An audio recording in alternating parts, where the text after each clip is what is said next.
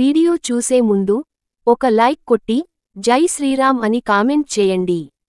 మన జ్యోతిష్య శాస్త్రాలలో దీపారాధనకు చాలా విశిష్టత ఉంటుంది. ఎవరైతే ప్రతినిత్యం దీపారాధన చేస్తారో అలాంటి ఇళ్లలో లక్ష్మీదేవి తాండవిస్తుంది. ప్రతి ఒక్కరూ ఇంట్లో దీపారాధన చేస్తూ ఉంటారు. అయితే ఇంట్లో దీపారాధన చేసే సమయంలో చిన్న చిన్న నియమాలను పాటించడం ద్వారా మీరు చేసే పూజలకు రెట్టింపు పుణ్యఫలితం లభిస్తుంది. మీ చేసే పూజలన్నీ నేరుగా దేవుని చెంతకు చేరుతాయి. మీ పూజకు 1000 రెట్ల ఎక్కువగా పుణ్యం లభిస్తుంది. లక్ష్మీదేవి అనుగ్రహంతో మీ ఇల్లంతా కనకవర్షంతో నిండిపోతుంది. కాబట్టి ఇంట్లో దీపారాధన చేసే సమయంలో ఎలాంటి నియమాలను పాటించాలో ఈ వీడియోలో తెలుసుకుందాం. ముందుగా ఈ వీడియోకి ఒక లైక్ కొట్టి మన ఛానల్ని సబ్స్క్రైబ్ చేసుకోండి. లైక్ కొట్టడం మాత్రం అస్సలు మర్చిపోకండి. తెల్లవారుజామున 4 గంటల నుండి 6 గంటల మధ్యలో దీపారాధన చేస్తే మీ పూజకు రెట్టింపు పుణ్యఫలితం లభిస్తుంది. బ్రహ్మ ముహూర్తంలో పూజలు చేయలేని వారు ఉదయం 10 గంటలల్లోపే దీపారాధన పూర్తి చేసుకోవాలి. ఉదయం 10 దాటిన తర్వాత ఎట్టి పరిస్థితుల్లోనూ పూజ కార్యక్రమాలు నిర్వహించకూడదు. ఎందుకంటే ఈ సమయంలో చేసే పూజలకు సరైన పుణ్యఫలితం లభించదు.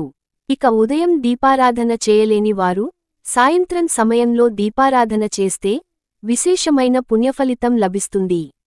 ఉదయం చేసే పూజల కన్నా సాయంత్రం చేసే పూజలకే 1,000,000 రెట్ల పుణ్యఫలం లభిస్తుంది.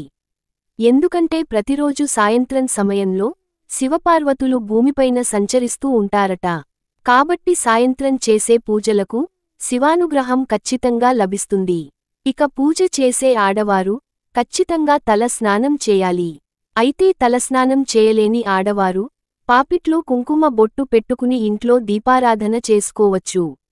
ఇంట్లో దీపారాధన చేసే రోజున ఇల్లంతా శుభ్రం చేసుకోవాలి. నీటిలో కొంచెం రాళ్ల ఉప్పును వేసి ఇంటిని శుభ్రం చేసుకుంటే మీ ఇంటికున్న దరిద్రాలన్నీ తొలగిపోతాయి. ఇల్లంతా శుభ్రం చేయలేని వారు ఇంట్లో పసుపు నీళ్లు చిలకరించి దీపారాధన చేసుకోవచ్చు. పూజ చేసే ఆడవారు తప్పనిసరిగా చీరను ధరించాలి. ఎట్టి పరిస్థితుల్లోనూ నైటీలు వేసుకొని పూజలు చేయకూడదు. వివాహమైన ఆడవారు కాళ్లకు పసుపు రాసుకొని కుంకుమ బొట్టు పెట్టుకుని నిండు ముత్తైదులా తయారయి ఇంట్లో దీపారాధన చేసుకోవాలి.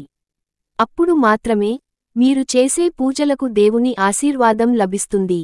శనివారం రోజున మాత్రమే పూజ గదిని శుభ్రం చేసుకుని దేవుని పటాలకు కుంకుమ బొట్లు పెట్టుకోవాలి. ఇక మిగతా ఏ రోజుల్లోనూ పూజ గదిని శుభ్రం చేయకూడదు. ప్రతి ఒక్కరి పూజ గదిలో తప్పనిసరిగా అక్షింతలను పెట్టుకోవాలి. పూజ గదిలో ఉండే అక్షింతలకు ఎన్నో దైవశక్తులు ఉంటాయి. ఇంట్లో పూజ ప్రారంభించే ముందు పూజ గదిలో ఒక చిన్న ముగ్గు వేయాలి. పూజ గదిలో ముగ్గు వేయకపోతే మీరు చేసే పూజలకు ఫలితం లభించదు. ఇక పూజలో వాడే దీపం ప్రమిదలు చాలా పవిత్రంగా ఉండాలి. దీపం కుందులు నల్లగా లేకుండా చూసుకోవాలి. ఇత్తడి కుందుల్లో దీపారాధన చేయాలి. పొరపాటున కూడా స్టీల్ కుందుల్లో దీపారాధన చేయకూడదు. ఇక వ్రతాలు చేసే సమయంలో వెండి కుందుల్లో దీపారాధన చేస్తే మీ వ్రతానికి సంపూర్ణ పుణ్యఫలితం లభిస్తుంది. పూజ గదిలో పొరపాటున కూడా న్యూస్ పేపర్లను వేయకూడదు. ఏదైనా ఒక తెల్లటి వస్త్రాన్ని కాని పట్టు వస్త్రాన్ని కాని పూజ గదిలో వేసుకోవాలి. ఇక పూజలో దీపం వెలిగించే ముందు దీపం కింద ఒక చిన్న ప్లేట్ను ఏర్పాటు చేసుకోవాలి. విశేషంగా తమలపాకు పైన దీపం వెలిగిస్తే అపార ధనలాభాలు కలుగుతాయి. దీపం పరబ్రహ్మ స్వరూపం. దీపం వెలుగులోనే లక్ష్మీదేవి కొలువై ఉంటుంది. కాబట్టి పూజలో దీపాన్ని వెలిగించే ముందు దీపం ప్రమిదకు కుంకుమ బొట్లు పెట్టి దీపాన్ని వెలిగించాలి. పూజ గదిలో దీపం వెలిగించిన మరుక్షణమే లక్ష్మీదేవి ప్రత్యక్షమవుతుంది. కాబట్టి ముందుగా దీపానికి నమస్కారం చేసుకోవాలి. అయితే దీపారాధన చేసే సమయంలో ఆవు నెయ్యితో దీపాన్ని వెలిగిస్తే అపారమైన సంపదలు చేకూరుతాయి. అదేవిధంగా నువ్వుల నూనెతో దీపారాధన చేస్తే కుటుంబ కష్టాలన్నీ తొలగిపోతాయి. సాధారణంగా ఇంట్లో దీపారాధన చేసేటప్పుడు ఒక దీపాన్ని మాత్రమే వెలిగిస్తారు. అయితే ఇలా అస్సలు చేయకూడదు. పూజలో తప్పనిసరిగా 2 దీపాలను వెలిగించాలి. ఒక దీపం లక్ష్మీదేవికి అంకితం, రెండవ దీపం మీ ఇష్టదైవానికి అంకితం చేయాలి. పూజ గదిలో 2 దీపాలు వెలిగిస్తే మీ ఇంట్లో డబ్బు కష్టాలు ఏర్పడకుండా మీ ఇల్లంతా అష్టైశ్వర్యాలతో నిండిపోతుంది. ఇంట్లో దీపారాధన చేసేటప్పుడు తూర్పు ముఖంగా దీపాన్ని వెలిగిస్తే మీ ఇంటికున్న కష్టాలన్నీ తొలగిపోతాయి. ఇంట్లో సమస్యలు లేకున్నా ఉంటాయి. అదేవిధంగా పడమర ముఖంగా దీపాన్ని వెలిగిస్తే అప్పుల సమస్యలన్నీ తీరిపోతాయి. ఉత్తర ముఖంగా దీపాన్ని వెలిగిస్తే మీ ఇంటికి డబ్బు రావడం ప్రారంభమవుతుంది. కాని ఎట్టి పరిస్థితుల్లోనూ దక్షిణ ముఖంగా దీపాన్ని వెలిగించకూడదు. దక్షిణ ముఖంగా దీపాన్ని వెలిగిస్తే మీ కుటుంబానికి కష్టాలు ప్రారంభమవుతాయి. ఇంటి సంపద మొత్తం నశించిపోతుంది. ఇక దీపారాధన చేసే ఆడవారు ఎర్రటి వస్త్రాలను కాని పసుపు రంగు వస్త్రాలను కాని ధరించాలి. ఎర్రటి వస్త్రాలను ధరించి ఇంట్లో పూజ చేస్తే స్త్రీలకు దీర్ఘ సుమంగళి ప్రాప్తి సిద్ధిస్తుంది. భర్త ఆదాయం కూడా పెరుగుతుంది. అదేవిధంగా పసుపు రంగు వస్త్రాలను ధరించి పూజ చేస్తే డబ్బు సమస్యలన్నీ వెంటనే పరిష్కారమవుతాయి. ఇక పూజలో ఉపయోగించే పుష్పాలు చాలా పవిత్రంగా ఉండాలి.